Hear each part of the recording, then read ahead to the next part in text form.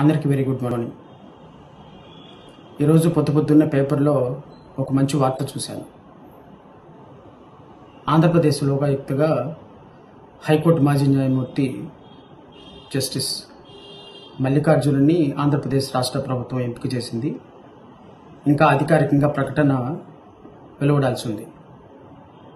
378 కోట్ల రూపాయల స్కిల్ కుంభకోణంలో రాజమండ్రి సెంట్రల్ జైల్లో 53 రోజుల పాటు రిమాండ్ ఖైదీగా ఉన్నటువంటి ఇప్పటి ముఖ్యమంత్రి చంద్రబాబు నాయుడు గారిని న్యాయశాస్త్రంలో పుస్తకాలన్నీ అవపోసన పట్టి చరిత్రలో ఎన్నడూ లేని విధంగా సుదీర్ఘమైనటువంటి ఒక ఆర్డర్ ద్వారా బెయిల్ ఇచ్చి ఇప్పటి ముఖ్యమంత్రి గారిని జైలు గోడాల నుంచి విముక్తులను చేసినటువంటి జస్టిస్ మల్లికార్జున గారికి దక్కిన అపూర్వమైనటువంటి గౌరవం అని అనుకోవాలి.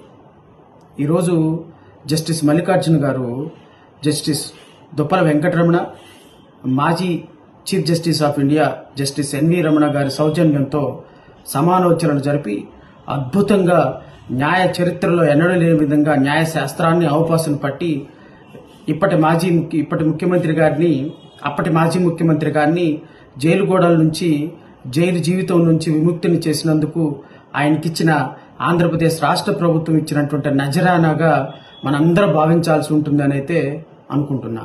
ఏదేమైనప్పటికీ ఒక బెయిల్ ద్వారా ఇప్పటి ముఖ్యమంత్రి గారిని జైలు నుంచి విముక్తి చేసినటువంటి వ్యక్తికి దక్కిన అపూర్వ గౌరవంగా నేను భావిస్తున్నా. ఈ పోస్ట్ మీద నా ఒపీనియన్ అయితే జస్టిస్ ఏమో అనిపిస్తుంది. ఆంధ్రప్రదేశ్ రాష్ట్రంలో న్యాయానికే న్యాయం కావాల్సిన పరిస్థితి ఉందా?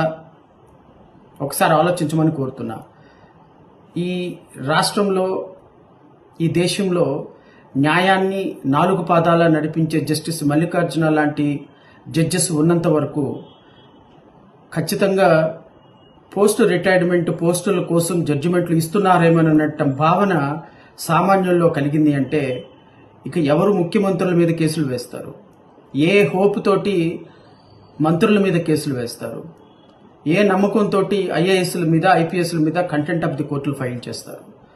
ఒకసారి రాష్ట్ర ప్రజలు, మేధావులు, న్యాయవాదులు, సమాజ స్వరూపం బాగుండాలనుకునే వారందరూ కూడా ఆలోచించమని కోరుతున్నా.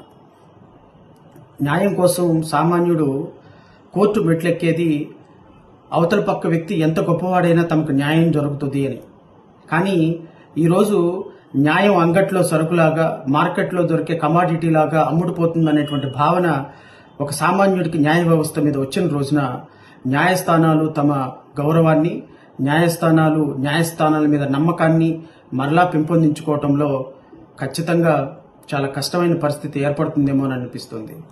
న్యాయమూర్తులు రిటైర్మెంట్ పోస్టుల కోసం ముఖ్యమంత్రులకి బెయిల్స్ ఇవ్వటం, ముఖ్యమంత్రుల మీద కేసులు కొట్టేయటం, కొంతమంది సుప్రీంకోర్టుకి ఎలివేషన్కి వెళ్ళాలి అనేటువంటి ఉద్దేశంతో కేసులు కొట్టేస్తుంటాం, ఇవన్నీ కూడా ఖచ్చితంగా న్యాయ వ్యవస్థలో ఒక దుర్మార్గపు ఒక వ్యవస్థని సామాన్యుల్లో క్రియేట్ చేస్తున్నాయి.